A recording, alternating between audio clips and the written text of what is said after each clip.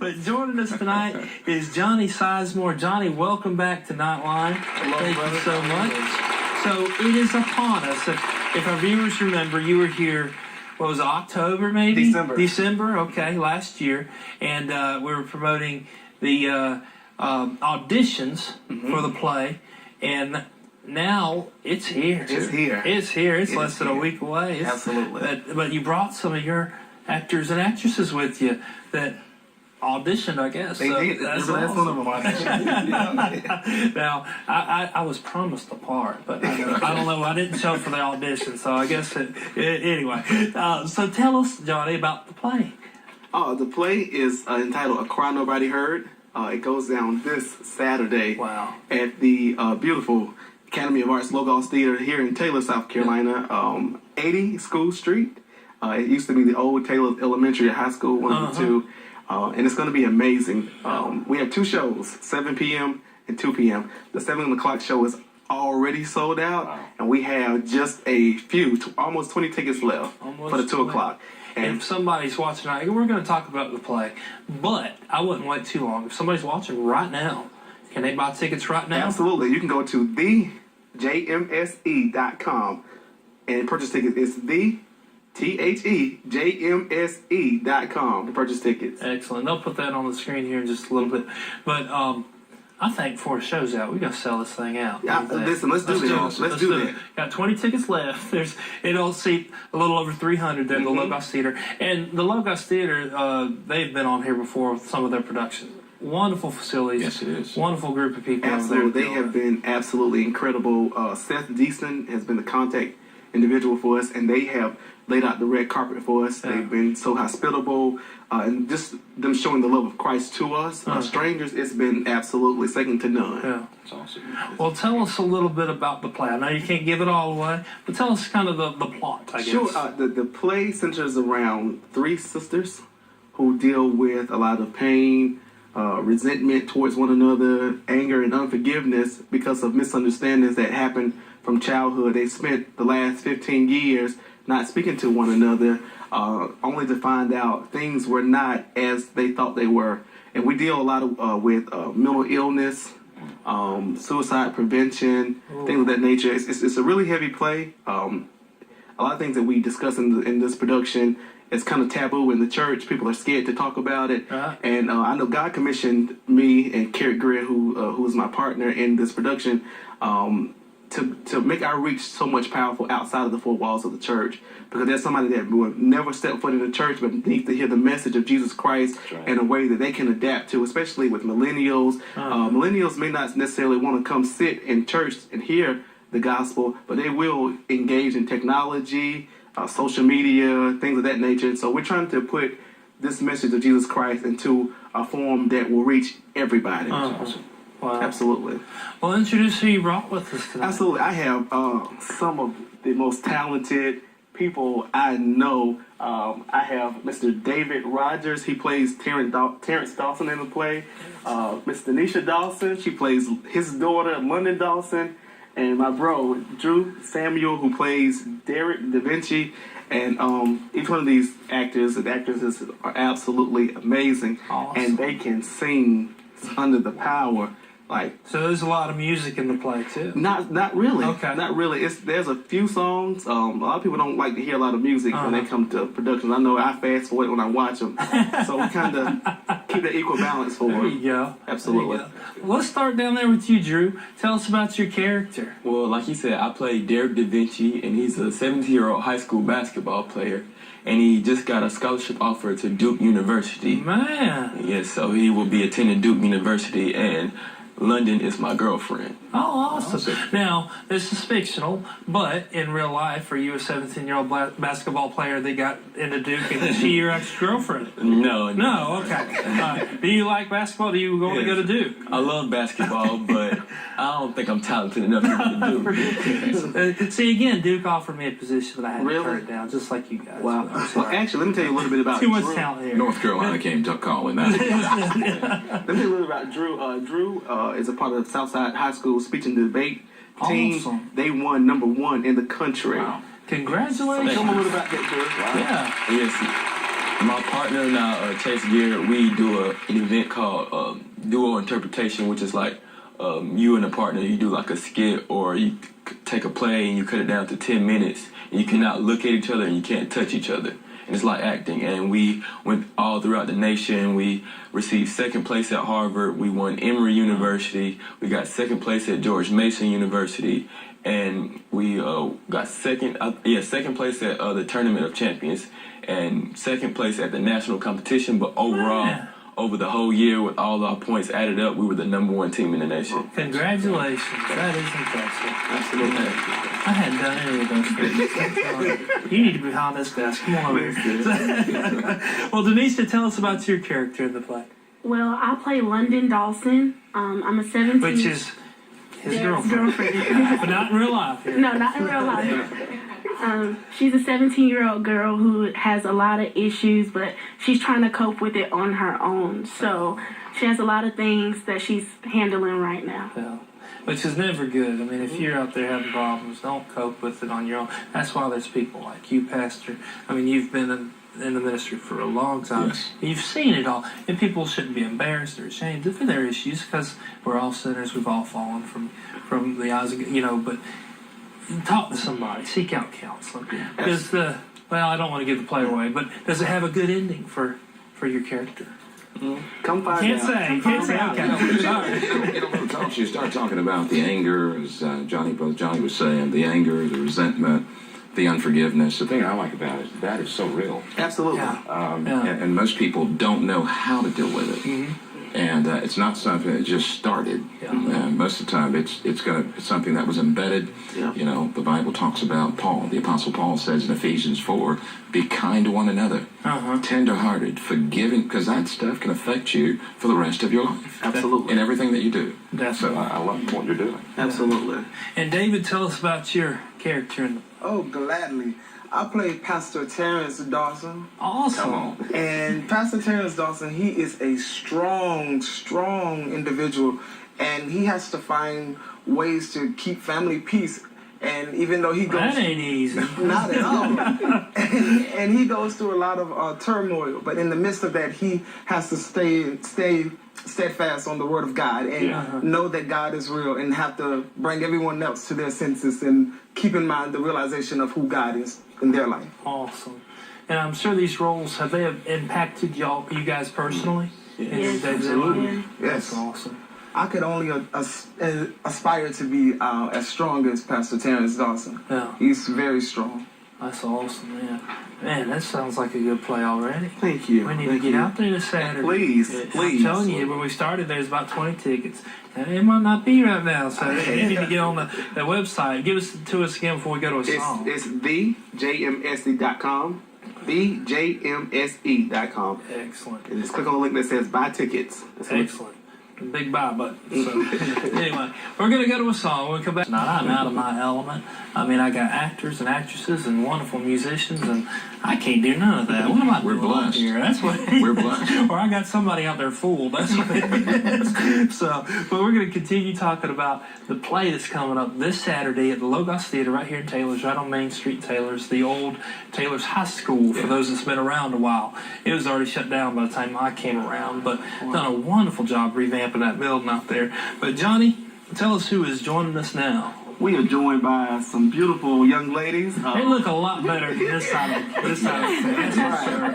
That's for sure. Right here we have Miss Evelyn Letitia, Minister Kenesha Farrow, and Miss Joy Watkins. Excellent. Let's start down there on the end. Let's tell us about your character. Well, my character is Janae Jackson. She's the middle sister of one of the out of the three. She's an attorney. Are y'all the three sisters in the play then? Okay. No. Okay. But this two of us, yeah. But Janae, she's an attorney. She's a married woman. She loves her husband, but she comes up against challenges, not only in her present, but also she has to deal with her past. Wow. So she's gonna take God and. A lot of times the past is hard for people Yeah, to deal with. accept, get over, whatever, and then you throw family in the mix, your sisters in the mix, and because they have their opinions, their outlook on what happened, and it can be hard. I'm wanting to make it out there, so. Please, absolutely, and that's one of the things that we wanted to deal with. I know a lot in the African American culture. We've always been taught what goes on in this house stays on in this house, and that does a lot of damage to people who deal with things that they never feel comfortable enough talking about, and they think that time will make it go away, or if we come down to the altar for 2 or 3 hours, it's gonna wash it away. And when we need to really seek some professional help. That's right. Right. Absolutely. Right. I know what goes on in my house. The neighbors here. I'm married. I'll be honest. And we have kids. I was saying I was out of town last week. I think it was Thursday or Friday. My wife called me. She said, "Well, I got a puppy." I don't think so. The way to talk about it. So throw that in there. Woo. Anyway, well, I'm gonna get in trouble. I hope my wife's not watching. Anyway, well, let's go down the line. Tell us about your part. I play Sabrina Thomas, and she's one of the nurses, and it is a very heavy play. So I bring some comedic relief to the heaviness of the play. So she's very, professional. Yeah, she got some other stuff going on, but you guys have to come out to see what that is. But she brings a little bit of comic, funny, to kind of lighten the mood a little bit. So, do y'all feel that with the characters, and of course maybe in front of a live audience might be different, or in rehearsals, do y'all ride that emotional roller coaster with the characters personally? Definitely. Definitely. It's definitely life imitating art. Is it really? Definitely. Yes, all the time. How do you separate the two? Right. I'd go home crying every night, upset or happy, whatever the. I say, because I'm a part of watching them do such an emotional part, and I have the funnier parts of the play. I'm out there. Sometimes I'm in tears. So it just really, I think that it brings a great, eclectic thing to the play, because you get to see so many different genres of how people can, the ups and downs. And that's going through it. Acting it out, that is our therapy while we're on stage also. Right. So we're doing this for other people, but it helps us heal ourselves also.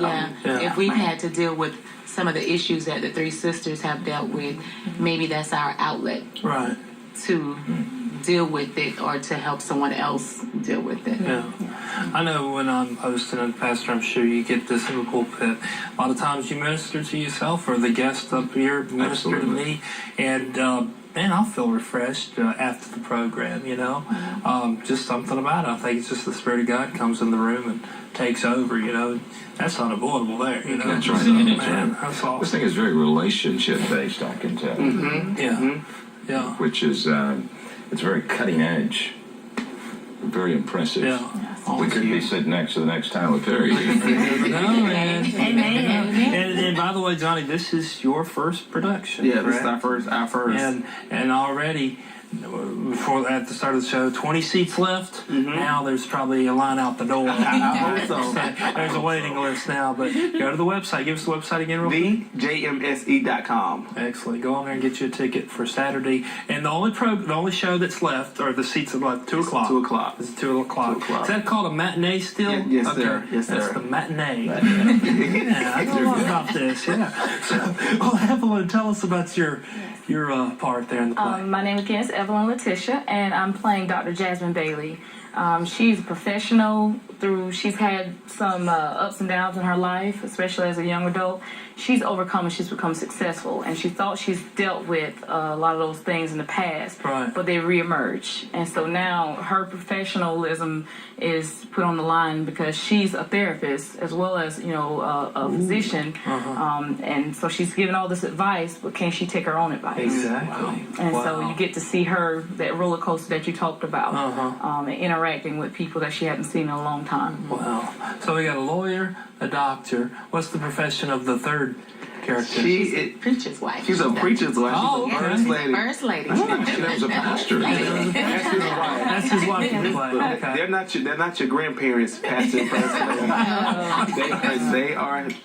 So the three sisters are well-established professionals, but still having a lot of issues. I mean, I see that a lot in life. I mean, we come up. I mean, Pastor, we have our shortcomings, and sometimes we can't admit it. You know, Right. that's a human nature. Right. So I'm enjoying the concept here, helping teach or you know, show people how to overcome. You know, maybe it's a chip on the shoulder. Maybe it's just, who knows. You know, this is interesting. So the Bible says, Solomon said, and all that getting an understanding. A lot of us, we walk around and we have unforgiveness in our hearts towards individuals, and we never go to them to get a clear understanding as to what drove us to this point. Yeah. A lot of things can be solved with a simple conversation. exactly. Yep. You know, and unforgiveness, the only person that it hurts is the one that's harboring the unforgiveness. Absolutely. I mean, you can hate somebody for whatever reason, and they not even know about that's it. right. That's right. You know, and what does that do? That just makes you sick to you. Unforgiveness can actually cause physical, Absolutely. you know, health Depression. problems, Absolutely. depression, Yeah. stress. I mean, just crazy. Yeah. You know, when I started realizing that, now I've made it a point to let it go. That's you it. know, That's it. I forgot now what it even was, but 10, 15 years ago, I had some unforgiveness in my life. And again, now I have no idea. Right. And when I realized that, you know, that person doesn't even know. We don't talk to each other. He doesn't know what he's done, or I don't remember now. I mean, it was a huge relief, a huge burden lifted off. Absolutely. Of me. I tell people all the time, unforgiveness is like drinking poison and expecting the other person to die. It doesn't make sense. Exactly. Man, this Good is analogy, John. That's a good one. I won't try that. Next time I get angry at somebody, Please don't. it won't work. Please So, don't. well, now have y'all three ladies? Have y'all acted before? Yes. Yes. That's awesome. Well, again, last time Johnny was here, it was about the Audition. the audition. Tell us about that process, because we got a lot of people that want to be actors. They don't know how to start, you know. But tell us about that process. I'll let Evelyn answer that question. For me personally, I actually found out about an audition from David Rogers, who was Pastor Terrence. He called me, and I was on my way home to my hometown's Barnwell, South Carolina. I was an hour and 30 minutes away. I said, well, dang, they have auditions. I'm going to miss it. I'll just catch the next production. He said, no, they have another audition on Thursday. So I said, whatever happens, I'm going to be at the audition. And I sent in, you know, all my information to Johnny. I went and auditioned, and he called me, you know, a few days later. I was like, I got it. But it was an amazing experience. I met some of the actors who are in the play now currently at the second audition. Okay. And we have been grinding behind the scenes since January. So I think we're just as anxious as everybody else to see this go on live. Right. Like we really want to like see people's emotions. Like we've seen each other. Right. And even up, you know, until yesterday when we practiced, we're still learning more about ourselves. We're still pushing ourselves to the edge to make sure we're delivering these characters in a way that someone is delivered. So that whole auditioning process, I feel like everyone who's in this play, they were supposed to be in this play. That's awesome. Like that's how it came together. Well, now, if you said Barnwell, South Carolina? Yes. That's down there in Columbia? Yeah, about an hour and 15 minutes from Columbia, but if I'm Okay. driving, I can a do that. good ways from Greenville. Yeah, about 2 hours and 15 minutes. How often do you come up to practice? No, I live in Greenville now. Oh, okay. You were just I down was there at that displaced. time. I lived in gotcha. Clemson, and I kind of hung around the upstate. Now I'm gotcha. permanently here. Okay. Yes. Well, welcome. Thank you for being. You know, I'm glad you're in Greenville now. Yes. Yeah. But, Oh, yes. so, That's a how often long do y'all drive. practice though? Oh, Because this is a big deal, you know. it is. We were doing once a week. We've been doing twice a week. Yes. Wow. And we're still up when y'all are sleeping. Yeah. It's, 1 o'clock it's, in the morning. Yeah. it's been grueling. It's been grueling, but we'll work I it. wonder, how did you come up with this vision? Yeah.